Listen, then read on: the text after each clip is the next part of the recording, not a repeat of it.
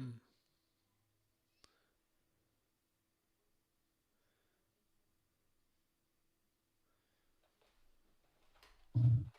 Here we go. We're going last. All right, got it. All right. All right. Hello, hello, hello. Welcome, everybody, to the Capital Gains Tax Solutions podcast, where we believe most high net worth individuals and those who help them, they struggle with clarifying their capital gains tax deferral options. Not having a clear plan is the enemy. And using a proven tax deferral strategy, such as the Deferred Sales Trust, is the best way for you to exit highly appreciated cryptocurrency, businesses, primary residences, save a failed 1031 exchange to defer millions of dollars of capital gains tax so you can create and preserve more wealth, or help your clients do the same. Hey, I'm your host, Brett Swarts, and each episode I'm joined by some of the best real estate, financial, crypto, wealth, and business minds in the world, where they share their ideas, deal stories, and inspiration. So together we can make complex tax deferral strategies simple and passive income plans achievable. By the way, we're also streamed on expertcresecrets.com, so you can check us out there. And I also want to talk about and let you know that I'm coming out with my brand new book, Building a Tax Deferred Exit Strategy, the proven playbook for unlocking your ideal wealth plan when selling assets of any kind for yourself or your clients. Some amazing people in here, including Kevin Harrington from Shark Tank, Joe Fairless from Ashcroft Capital, and many, many others. And I want you to look for that. That's dropping here in about 30 days on Amazon and other places as well. Hey, I'm excited about our next guest. And I want to, he's out of the great state of Michigan, originally from California, but he's been in the financial service industry since 2015 after graduating with an undergraduate degree in entrepreneurship from Grove City College, looks like Pennsylvania, I believe here. It was it was a while in college where he first discovered and was exposed to business owners and investors who were actively implementing the investment optimizer strategies, which launched much of his own financial education and passion to serve fellow entrepreneurs and business owners. He began his practice in 2016 with many of the same ideals and strategies as the Money Insights team. He's a part of Money Insights. Please welcome to the show with me, Blake Brogan. Hey, Blake, how you doing? I'm doing great, Brett. Excited to be here. I've been listening to some of your shows and get some great strategies. And first time I'm hearing about your book, so I'll be excited to check that out when it comes out. Thanks, Blake. And for our listeners getting to know you for the first time, would you give us a little bit more about your story and your current focus? Yeah. And you said some good things in the intro there about my story. It really, for me, started back in my youth. I've always loved business. I've loved entrepreneurship. I love learning from people who have started and implemented businesses. So I did go to college. That was kind of a passion of mine to study entrepreneurship. So found one of the schools at the time in the country that was offering that as a major. While I was there, I was introduced to some pretty unique people, and some of them taught me about some of the strategies that I'm using now. So as I got out of college, started in business, it was a passion of mine to grow business, and that's where I wanted to generate wealth. And so for me, it was looking for a place of where do I save my money? So I started using some of the strategies that we help entrepreneurs and business owners use today, cash flow investors. So I just started using it myself, got passionate about the things that it was doing in my life, and found some of the best people in the industry who had been doing it for years in the Money Insights team, and joined them, and have been able to work with some pretty unique individuals ever since. So it's been a blessing to do things that I've been passionate about for such a long time. Fantastic. And by the way, you can learn more about Blake Brogan by going to moneyinsights.net. That's moneyinsights.net. Blake, before we dive into some of the ways that high net worth income earners can become high net worth individuals, I want to take one other step back. I believe we've all been given certain gifts in this life. Some people call them strengths. Some people call them superpowers. I believe they're God-given gifts and been given to us to be a blessing and help to others. I'm curious, what are those one or two gifts that you believe you were given? And maybe go back to the high school days, before when you were younger. And how do those help, how you help and bless people today? That's a great question, actually. And the timing of it is pretty unique. Even this weekend, I was hosting a men's retreat type of thing at our church. There was a lot of things there that I didn't really want to do, didn't have skills in. And I was just kind of reflecting on the ways that we've been created individually and with unique talents, and people enjoy doing the things that I don't enjoy doing, which I found super cool, and was just actually thinking about that this weekend. But for me, answering your question specifically, I've always enjoyed coaching, teaching, educating. Even now, I've coached high school basketball. I coach a high school golf team now. I I have younger kids, so I've taught some, tennis clinics, things like that for younger kids. So I enjoy, like, think about golf. It's a pretty complex game. Anyone who's tried to do it knows it's not that simple. But if you can just kind of get the fundamentals right, I think one of the skill sets I've been blessed with is I try to help people take complex ideas, make them simple. If we understand the basics, the fundamentals, you can fill the details in later. I think I have some skills in doing that. And then even with what we do today, the strategies that we help business owners, cash flow investors utilize are oftentimes they don't know about them, or they're not talked about in the mainstream, the products and strategies. So if just understanding the basics of what's going on in how it solves problems, I think is something that I've been able to use to translate to what I do today. Excellent. So making complex simple, educating, teaching, coaching. I love the basketball. That's one of my passions in life. We can talk about that more a little bit later. But let's dive right into the show right now. What's the number one secret, Blake, to helping high income earners become high net worth individuals? That's a great question.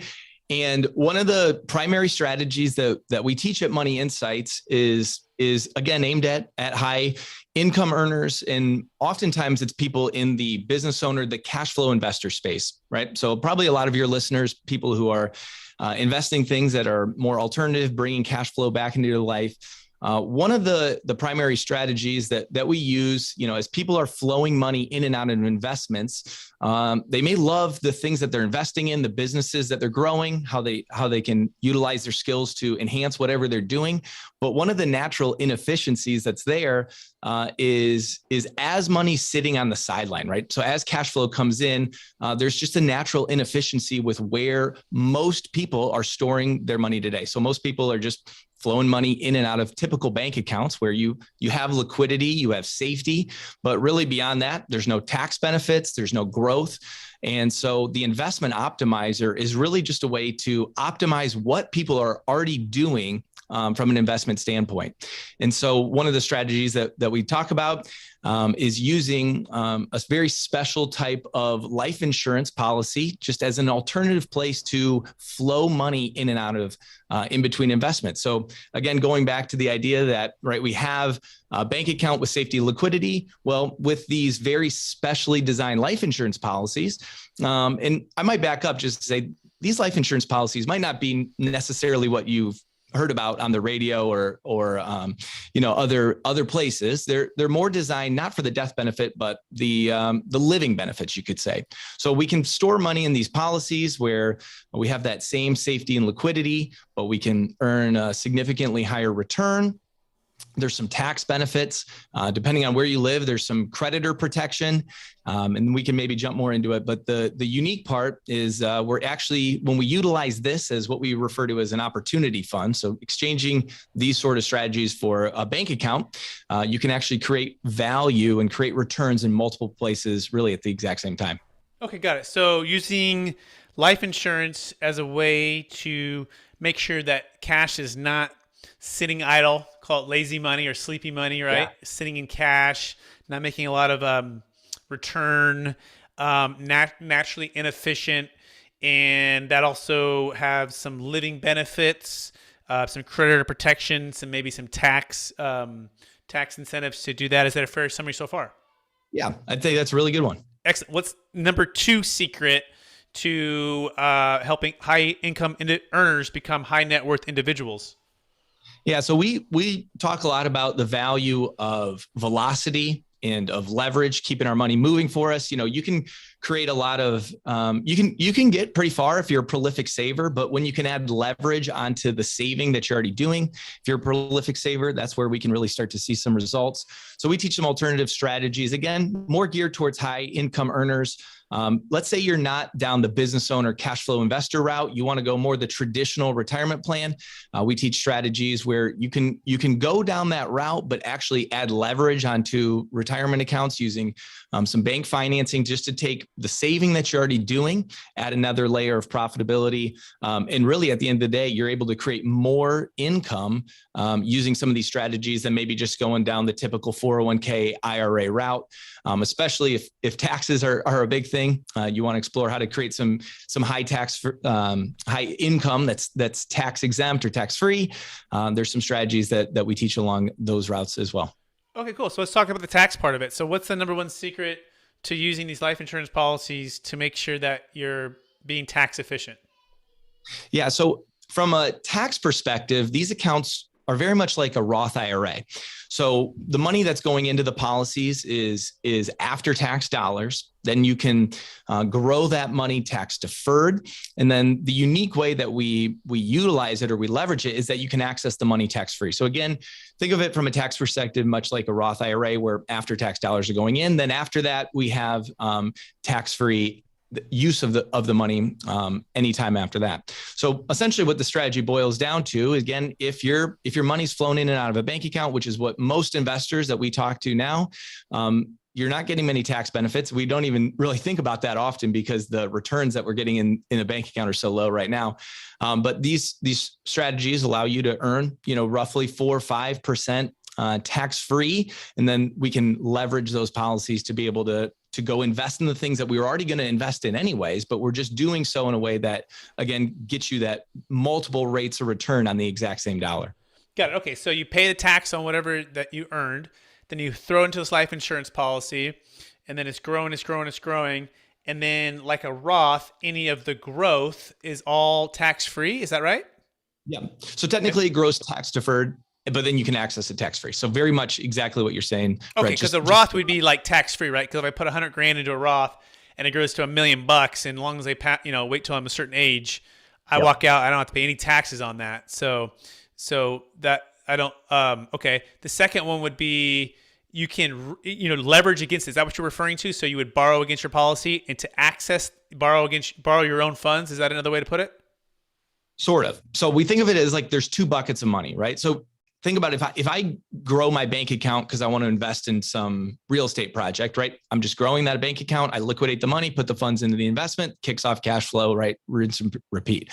With the life insurance policies, it actually works a little bit differently where we're putting money in, it's growing, it's compounding, it's got all those benefits I kind of mentioned. But then when it comes time to access the funds, as opposed to liquidating the cash that we have in the policies, what you're able to do is borrow against it. So it's very much like a home equity line of credit, where you get access to a much bigger bucket of funds. And that's really the funds of the life insurance company. So they will allow you to borrow their money. And then what you're essentially doing is using their capital, your capital serving as collateral. Now we got access to another pool of money, another bucket, you could say, and we deploy that into the investments that we were going to do anyways. Now the unique part. Okay, so pause. So let's say I have $1 million, right? And I pay a tax on it, it's sitting in my bank account, and I go, I'm going to go put it all into this life insurance policy, right? Yep. How much can I leverage of that million? Can I get $1.5 million? Is it 900,000? How much the next day could I use for that to go put on a down payment for a real estate property? That's a great question. So as we're putting money into the policies, oftentimes we structure it so you're putting it in on an annual basis. But let's say you want to put $1 million day one, Brett, just in your example. So the way that the policies are structured, there are some costs. Some of the fees are front loaded, cost of the death benefit. These are life insurance policies at the end of the day. So let's say you could probably, in your example, you could maybe have access to about $800,000 of the $1 million is what you could leverage the next day. And what percentage? Right about 95%. So I was factoring that in. So let's say I put $1 million in, I have access to, let's call it. You pay the fees, net after fees and everything. You have 800,000. Okay. Yep. And then what are you borrowing? At what percentage are you borrowing that 800 at? About 95% is what the insurance companies will. No. Like what interest rate? Like what are they charging me? I'm sorry. Yeah, I misunderstood your question. Yeah. So right now they're charging about 5%. So our policies are growing at about 5%, and you're borrowing against them at right about 5%. Okay, so you could technically argue that it's kind of a wash. You because as long as it's growing at 5, and you can put in some very safe stuff. Is that, or what would you think there, Blake? Am I missing that? No, so on the surface, that's certainly what it appears, right? So if my money's growing at 5, I'm borrowing at 5. Some of the questions, the initial question I would think of is, how am I really getting ahead by doing that? Well, let's take your example, Brett. If I get $1 million, it's growing, it's compounding, right? Because I leveraged the capital to go do my investing, I never actually stopped the compounding of my money, right? Of the million or the 800? Of the million. So I got $1 million. It's in this policy. It's compounding at roughly about 5%. If we look at, long term, I'm borrowing. I got access to the insurance company's money. I can borrow that. I go invest that into things that I was going to invest in anyway. So I'm paying them 5%. So as cash flow is getting kicked off my deal, I'm just using that to kind of repay the loan. So the unique part about that is really the sauce of the secret sauce of the strategy is in this difference between compounding versus simple interest. So my money continues to compound, and as long as I'm at least repaying the interest on the policy loans, it's a simple interest loan. So we have examples. If you want to check it out, you can go to moneyinsights.net. We have an education center, and we go into these in detail, really just kind of breaking down the math behind the strategy. But using your example, let's say I had $1 million and it was compounding for me at 5% over 20 years. I would grow that to about 1.65 million. You're using actually a scale of exact situation that I use often. So I'd grow that to about 1.65 if I never repaid any loan. And if I borrowed against the insurance policy, use the insurance company's money, flowed that back in, I would be paying about $600,000 of interest. So at the end of the day, I'm in your example, I'd be adding about $100,000 of interest using this strategy that I wouldn't have got had I just flowed money in and out of the bank account. And I know running through some of these numbers can be a little confusing. Again, no, it's fine. It's good. My listeners are pretty, they're very sophisticated and smart with investments. I gotta be honest, Blake, I still haven't found that real estate, commercial, multifamily investor, value add, 5, 10, 15, $20 million client that's doing this. And here's what I think is the reason, and maybe you can help us understand that what we're missing here, right? Yeah. So I put $1 million into this policy, of which I get access to $800,000 at 5%, versus I put $1 million on a property as a down payment. I go borrow another $800,000 at 3.5%, right? That's what the commercial rates are going for, approximately maybe 4%. And I use that to earn wealth there in cash flow, and I paid it down at 3.5%. And then I 1031 exchange to the next property, and I just keep doing that. In other words, I'm seeing it. I'm losing $200,000 of purchasing power on not being able to add that to our down payment, which right now loans are about could be 65 to 70% LTV, right? Okay. So for every $100,000 that are going, it's not as a down payment, I'm losing the ability to leverage up even more, right? And buy more property. So I don't know why I would do that if I could go do what I just said. Does that make sense? Yeah, it does. Great question. Couple thoughts that come to mind as you're explaining that. So the first thing is we're not looking to leverage. We're using this investment optimizer as a way to use whatever you're using cash for. So we're not saying this is a better way to finance any of the properties or projects that you're doing.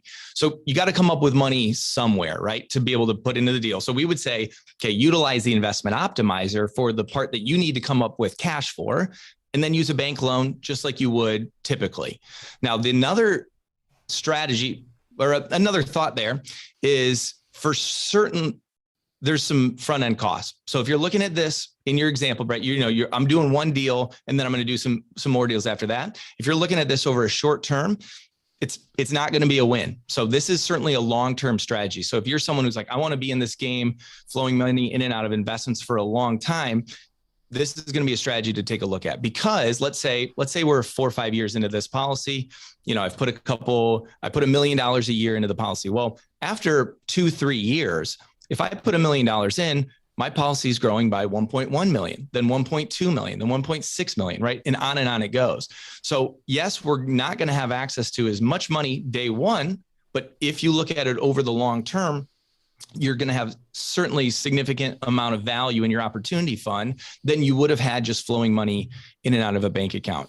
And again, I might point you back. Yeah, just for one thing is point you back to we have videos on our website that take into that exact scenario. So I think on our website, we have it where if I'm putting $100,000, if I wanted to put 100K into a deal, why would I not just put 100K directly in versus flowing it through a life insurance policy? Because I'm only going to have access to like 80K right away. And so we run through those examples. We look at it over a long period of time. Perfect. Go to moneyinsights.net, right? Moneyinsights.net and check that out. Yeah. So let's shift a little bit. How, if any, does the life insurance policy help with capital gains tax deferral? Is there any way, if I'm selling cryptocurrency for $10 million, right, that I could do some kind of life insurance policy to help defer the capital gains tax on the exit? Or is it only just buying it to offset, future when I die? Does that make sense? Yeah. So anything that you do outside of the policy, the taxes are going to remain the same. So for your question specifically, it's not going to help me with capital gains tax. That's where I'd probably point them back to a show like yours or someone else to learn some alternative strategies. So from the tax perspective, it's only within the policy. Okay. What about estate tax? So I That's a know great question. in the past for ultra high net worth individuals, right? 22 million married, 12 million single approximately. Anything above and beyond those exemptions, you're subject to 40% debt tax, right? Nothing to do with stepped up basis, nothing to do with capital gains tax, completely separate, right? So the goal is to get it outside the taxable estate. The challenge is you typically can't get it out fast enough, too much planning or gifting. You can't get it out or give it all the way to charity. People don't want to give it all the way to charity. So they look at life insurance as a way to buy a big old policy so that when the payment is due upon death, which is typically 6 months after the family passes, then you're using that to pay off because it's tax free. Is that a fair summary there? What would you add to that, using life insurance as a way to extinguish the estate tax challenge? That's a great, you explained it very well. The one clarification I would make, that death benefits. So what's interesting is we're talking about all the living benefits using this as an opportunity fund to enhance our investing. The reality is you do create some pretty large death benefits along the way that you're really not paying for in any other way. Now, as that death occurs and those are paid, that death benefit is paid to your heirs, your beneficiaries, your children, income tax free. So it's not estate tax free. Now, for individuals who have those large estate tax issues, life insurance, the permanent death benefit is really one of the best ways to pay for that need. So you're not going to get estate tax benefits necessarily from the death benefit, but it can be certainly used as a way for ultra high net worth. So let's pause. So I buy a life insurance policy that has a $50 million death benefit, right? Yep. And my kids, I die. Okay. Kids get $50 million income tax free, but that $50 million is still inside of their taxable estate, correct? Yes. Yeah. So that would go on that would add to your estate tax. So it's kind of helping, but it's not all the way solving. Okay, that's a good nuance because I'm learning something new on this one. By the way, we have something called the Deferred Sales Trust Plus, and I'll just give you a deal story for our listeners who are wondering about this. And this is part of why we believe the Deferred Sales Trust is superior to life insurance. And Blake, I'm happy to hear your counter to this, is because upon the exit of the asset, all of the funds can move outside the taxable estate without giving it away to charity and without having to buy a life insurance policy, so that upon passing, all of the assets pass capital gains tax and estate tax free, okay, which includes income tax free. It's no income either. It's all of it. It's because it's outside of the taxable estate, right? And so here's the deal for a client. They're worth about $30 million or so. All of it's inside of the taxable estate. They're traditional real estate folks, multifamily investors.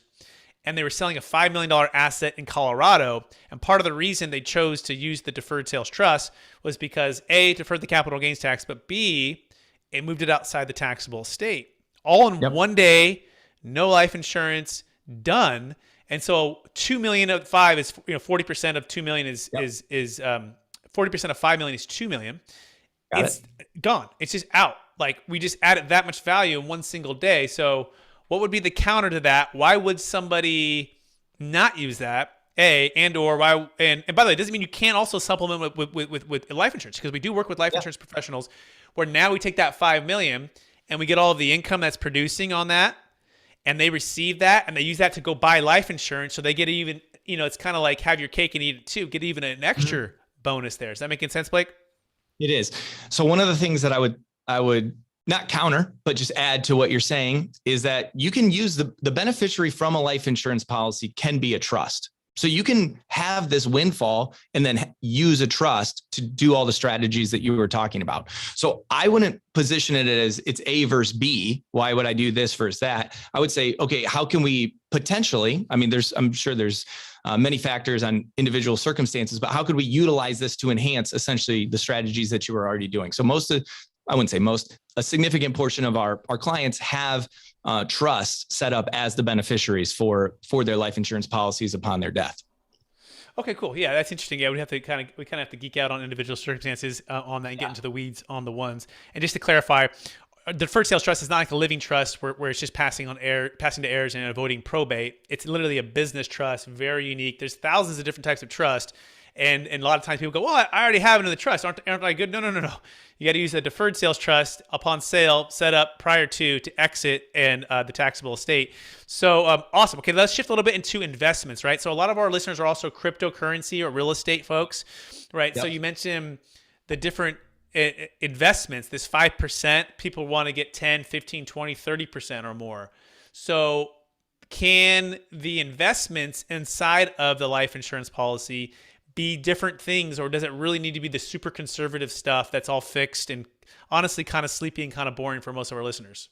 Certainly. And if I say to you, hey, Brett, I got an opportunity for you to put money in a place that's going to earn 5%, even though it's tax-free, you're going to be like, come on, I can do a lot better, right? We teach a lot of strategies that can do a lot better than that.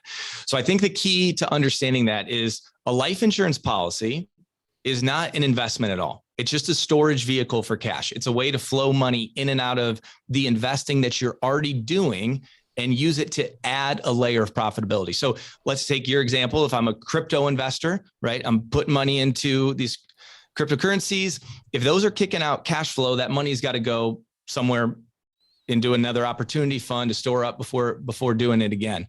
So these life insurance policies are simply an additional layer of profitability. So as opposed to just taking dollars, again, directly going into the investing that we're going to do, hopefully earning 10, 20, 30, 100% rate of return, right? We're utilizing this as really, it's almost like a pass through. So as money goes into the policy, we gather all the benefits that we would get from life insurance, and we have access to the capital right away that we could go leverage to go invest in the things that we were already going to do anyway. So as opposed to just having our money earning whatever rate of return we're getting in our investments, we're simply utilizing this as a way to earn an additional rate of return on top of whatever we were doing.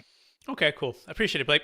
Let's move to the number one biggest frustration that your clients have when it comes to capital gains tax deferral with cryptocurrency, businesses, primary homes, real estate.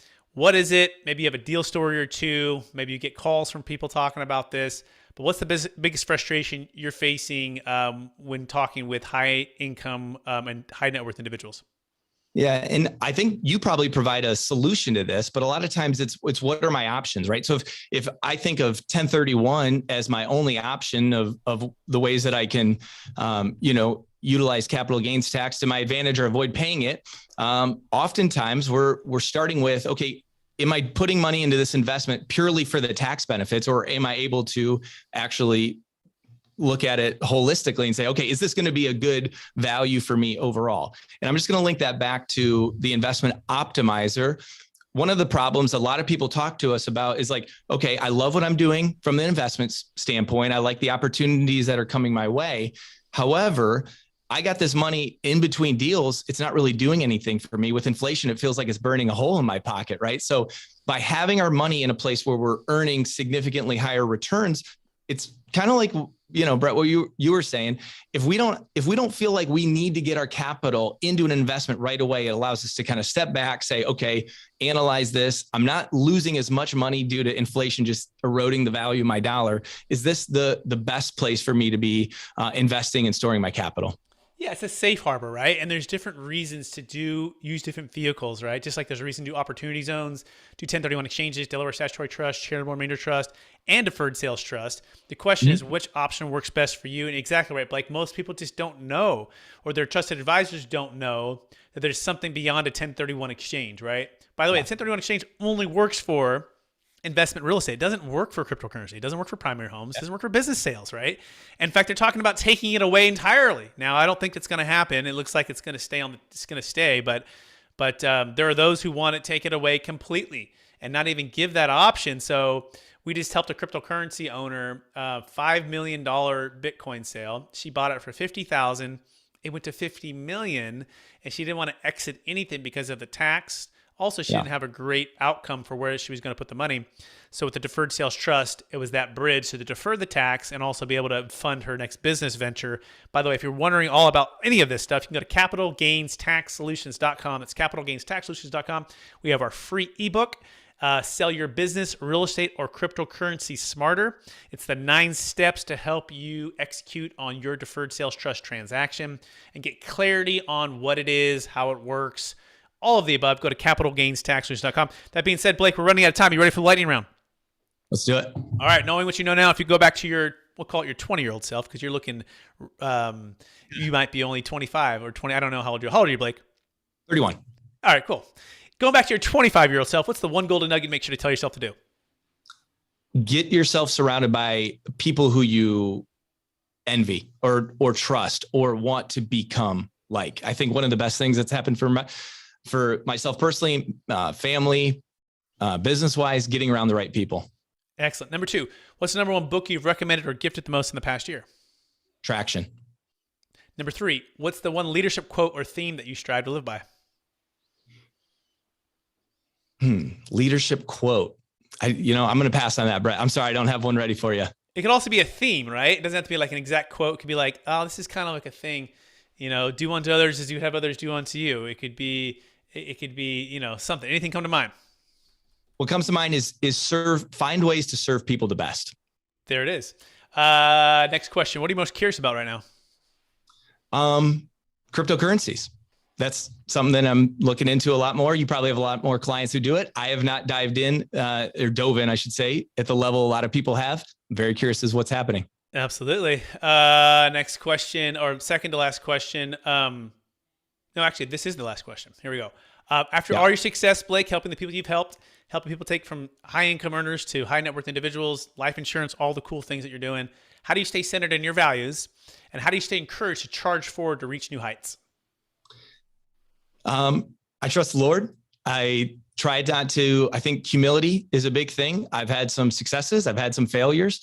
Remembering that everything that we have been given is a gift, and use those gifts. Like the second question that you asked me in this, try to find ways to use your gifts, to serve others.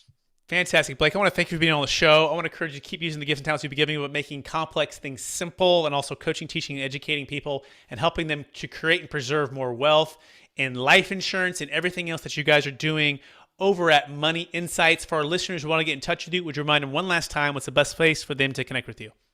You can go to moneyinsights.net. I would also encourage you to check out our podcast, the Money Insights Podcast. We teach a lot of strategies for high income earners who are looking to grow their wealth.